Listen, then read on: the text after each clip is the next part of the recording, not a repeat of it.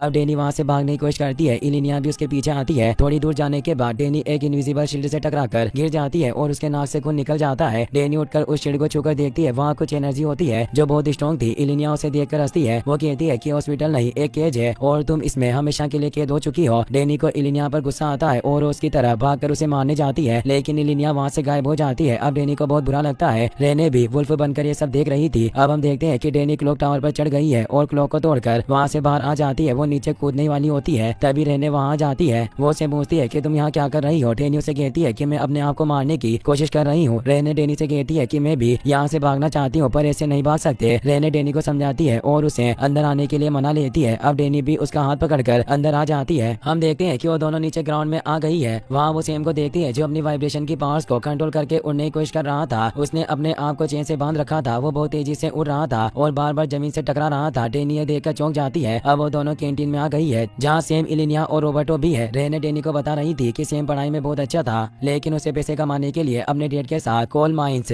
में काम करने जाना पड़ता था। इसके बाद वो रोबर्टो के बारे में बताती है कि रोबोटो की फैमिली ब्राजील की बहुत अमीर फैमिली है। यहाँ आने से पहले उसकी जिंदगी बहुत अच्छी थी, लेकिन उसके पेरेंट्स ने इलाज के लिए उसे यहाँ भेज दिया है। रात को रेने डेनी को उसके रूम में छोड़कर सोने चली जाती है। अब हम कैमरा मॉनिटर को देखते हैं जिसमें नाइट मोड एक्टिवेट हो गया है और कैमरा सभी बच्चों की एनर्जी को स्कैन कर रहा है। सभी की एनर्जी लेवल नॉर्मल थी। तभी डेनी की एनर्जी लेवल बढ़ने लगती है और उसके पावर्स का असर सेम के ऊपर होने लगता है। डेनी के पास ऐसी पावर्स थी जो किसी भी इंसान के डर को हकीकत में बदल सकती थी। सेम लॉन्ड्री रूम में था। उसे वॉशिंग मशीन से कुछ आवाजें आती है। सेम वॉशिंग मशीन के पास जाता है, तभी उसे लगता है कि वो किसी कोल माइन में आ गया है जहाँ कुछ लोग काम कर रहे थे। वो धीरे धीरे आगे जाता है तो उसे अपने डेड दिखते हैं। उसके डेड उसे कुछ कहते हैं, तभी वहाँ ब्लास्ट होता है और सेम पीछे पड़ी वॉशिंग मशीन से टकरा जाता है। उसे समझ नहीं आता कि ये सब कैसे हुआ। डॉक्टर रेयस डेनी पर नजर रखे हुए थी। अगले दिन डेनी नहाने जाती है जहाँ रेने भी नहा रही थी। डेनी रेने से कहती है कि यहाँ कोई कैमरा नहीं है, तो रेने कहती है कि कैमरा नहीं है पर माइक से वो हमें सुन सकती है। अब दोनों नहा रही थी। डेनी को रेने के कंधे के पीछे एक डब्ल्यू जैसा निशान दिखता है। डेनी रेने से पूछती है कि निशान कैसे बना, पर रेने उसे नहीं बताती और वहाँ से चली जाती है। दरअसल ये निशान उसी पादरी ने बनाया था। उस डब्ल्यू का मतलब विष था। हमें सेम को दिखाया जाता है। सेम बाथरूम में मिरर के आगे खड़ा था। अचानक वो अपने आप को थप्पड़ मारने लगता है क्योंकि उसी की वजह से उसके डेड की मौत हुई थी और वो अपने आप से बहुत गुस्सा था। अब सभी हॉल में थे। रेने टीवी में किसी मूवी का किसिंग सीन देख रही थी। इलिनिया अपने पपेट से खेल रही थी और सेम रोबोट के साथ गेम खेल रहा था। तभी वहाँ डेनी आती है। इलिनिया उसे चिढ़ाने लगती है जिससे डेनी को भी गुस्सा आ जाता है। अब उन दोनों के बीच लड़ाई शुरू हो जाती है। डेनी इलिनिया को धक्का देती है। इलिनिया को गुस्सा आ जाता है और अपनी पावर्स का यूज करके डेनी पर अपनी स्वॉर्ड से अटैक कर देती है, लेकिन डॉक्टर रेस वहाँ जाती है और डेनी को बचा लेती है। अब वो दोनों लड़कियों को सोलिट्री में बंद कर देती है। सोलिट्री रूम में डेनी अपने बेड पे सो रही थी। तभी उसे एक सपना आता है। वो स्नोफॉल देखती है। अपने आप स्नो का कलर रेड हो जाता है। तभी डेनी को एक जायंट बेयर दिखता है जिससे डरकर वो भाग जाती है। कैमरा डेनी को स्कैन करके वार्निंग दिखाता है। डॉक्टर रेस वार्निंग को देखकर डेनी के पास जाती है। रेस गेट खोलती है तो उसे डेनी खून में भीगी हुई दिखती है। डेनी डॉक्टर से पूछती है कि मेरे साथ क्या हो रहा है, क्योंकि उसे भी नहीं पता था कि उसी की पावर्स की वजह से हुआ था। अब हम देखते हैं कि कंप्यूटर डेनी की पावर्स को एजो कर रहा था। अगले दिन हम देखते हैं कि डॉक्टर रेस डेनी के ब्लड सैंपल ले रही थी। रेस कहती है कि हमें तुम्हारी पावर्स के बारे में पता करके तुम्हें उन पर कंट्रोल करना सिखाना होगा। अब हम रेने को देखते हैं जो चर्च के कन्फेशन रूम में होती है। तभी उसे किसी की आहट महसूस होती है। तभी अपने आप कन्फेशन रूम का गेट खुल जाता है। रेने बहुत डर जाती है। वो पूछती है कि कौन है, तो उसे उसी पादरी की आवाज आती है जिसने उसे पीटा था। रेने भागकर चर्च से बाहर आ जाती है। अब हम डेनी को देखते हैं जो रेने के रूम के बाहर होती है। रेने गेट खोलती है। तभी वहाँ से इलिनिया, सेम और रोबर्टो गुजरते हैं। डेनी उनसे पूछती है कि तुम कहाँ जा रहे हो, तो सेम उसे भी उनके साथ आने के लिए कहता है। अब डेनी और रेने भी उनके साथ चली जाती है। वो एक रूम में जाते हैं। उन्हें वहाँ कोई कैमरा नहीं दिखता है, पर वहाँ छुपा हुआ कैमरा और माइक्रोफोन लगा हुआ था। ये पूरा सेटअप उनकी बातें सुनने के लिए और उनका राज जानने के लिए रेस ने किया हुआ था। अब इलिनिया एक सूटकेस लेकर आती है जिसमें लाइट डिटेक्टर मशीन थी। वो उसे रोबर्टो के ऊपर लगाती है। सेम रोबर्टो से पूछता है कि तुम्हारी अभी तक कितनी गर्लफ्रेंड्स रही है, तो रोबर्टो झूठ बोलता है और कहता है कि मैंने कभी गिनी नहीं, लेकिन मशीन उसका झूठ पकड़ लेती है। अब वो सेम से पूछते हैं कि तुम्हारे पास से कोयला क्यों है। सेम कहता है कि मुझे मेरे डैड ने मरने से पहले दिया था। अब इलिनिया डेनी से पूछती है कि तुम्हारे लॉकेट की क्या स्टोरी है, तो डेनी कहती है कि मुझे भी मेरे डैड ने दिया था, क्योंकि मैं जब छोटी थी तब अंधेरे से बहुत डरती थी। तो मेरे डैड ने कहा था कि हमारे अंदर दो बेयर होते हैं, एक अच्छा होता है और एक बुरा होता है। जब हम छोटे होते हैं तब बेयर भी छोटे होते हैं और हमारे बड़े होने पर वो भी बड़े हो जाते हैं। जितने हम डरते हैं बेयर उतने ही बड़े होते जाते हैं। मेरे डैड ने लॉकेट मुझे दिया था जिससे मुझे याद रहे कि वो बेयर कितना छोटा था। अब इलिनिया की बारी होती है। डेनी इलिनिया से पूछती है कि तुम यहाँ कैसे आई। इलिनिया कहती है कि मैंने 18 लोगों को एक एक करके मारा था। मैं यहाँ सभी से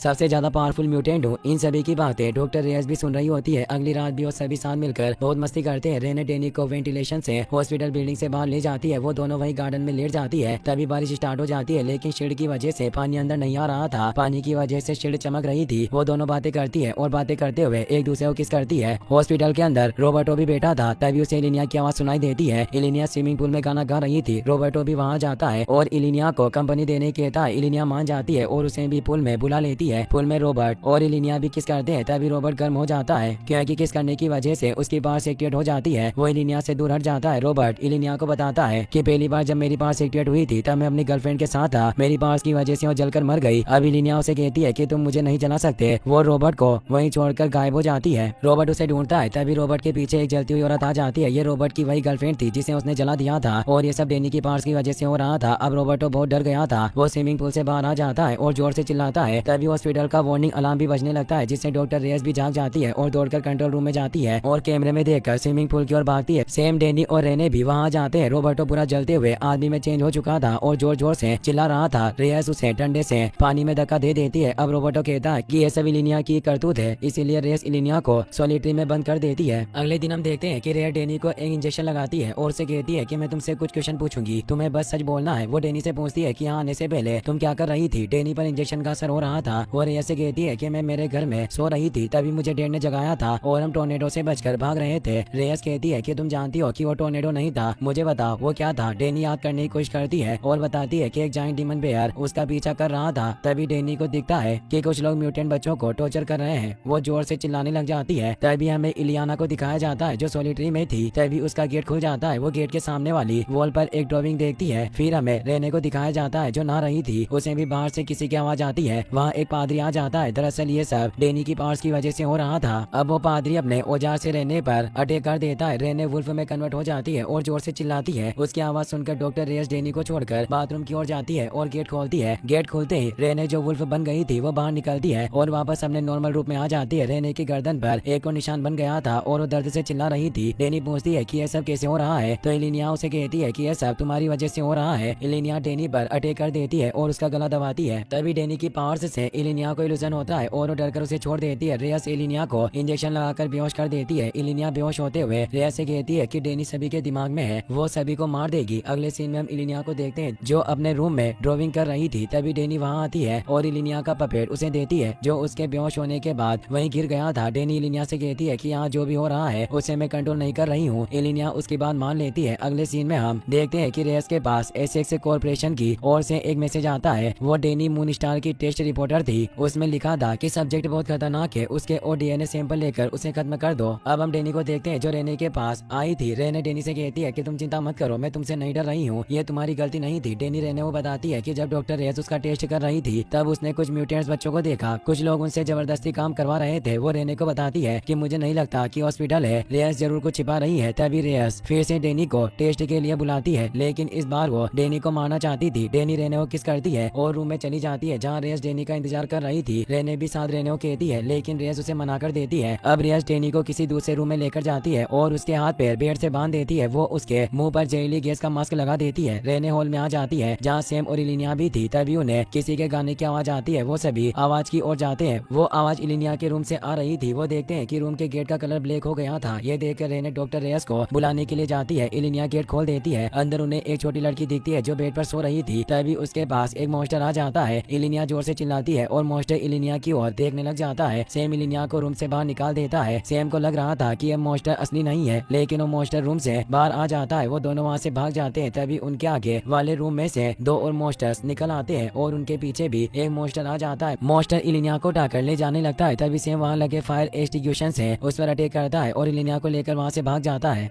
रेयस ने डेनी के ब्लड सैंपल ले लिए थे और अब वो जहरीली गैस का वॉल खोल देती है। डेनी समझ गई थी कि रेयस उसे मारना चाहती है। अब डेनी जोर से चिल्लाने लगती है। तभी वहाँ रेने आ जाती है। उसे डेनी की आवाज सुनाई देती है और वो अपनी सूंघने की पावर का यूज करके उस रूम तक जाने की कोशिश करती है जहाँ पर रेयस डेनी को लेकर गई थी। अब हम रोबर्टो को देखते हैं जो किचन में बर्तन धो रहा था। तभी एक मॉन्स्टर उसके पीछे आ जाता है। रोबर्टो से देखकर डर जाता है। वो अपनी पावर से उस पर अटैक करता है और उसे मार देता है। रेयस डेनी को बताती है कि तुम एक बहुत पावरफुल म्यूटेंट हो, पर मेरे सुपीरियर्स का मानना है कि तुम्हारी पावर्स कंट्रोल नहीं की जा सकती और वो ड्रिप में वेनोम इंजेक्ट कर देती है। जिससे डेनी बेहोश होने लगती है। तभी रेने वेंटिलेशन से वहाँ जाती है और अपने नाखूनों से रेस पर अटैक कर देती है, जिससे रेस घायल हो जाती है। रेस नाइफ को रेने के पैर में घुसा देती है और वहाँ से भाग जाती है। रेने डेनी की ड्रिप और मास्क खोल देती है। अब हम इलिनिया और सेम को देखते हैं जो मॉन्स्टर से भाग रहे थे। सेम इलिनिया से कहता है कि तुम अपनी पावर का यूज करो, पर इलिनिया बहुत डरी हुई थी क्योंकि उसी के डरावने सपनों के मास्टर्स थे। सेम इलिनिया से कहता है कि कुछ करो, पर इलिनिया वहाँ से गायब हो जाती है। तब सेम अपनी पावर्स का यूज करता है और उन मॉन्स्टर्स को मारकर वहाँ से निकल जाता है। अब वो रोबोटो के पास आता है। रोबोटो हॉस्पिटल से बाहर जाने की कोशिश कर रहा था, लेकिन तभी गेट्स पर रेयस ने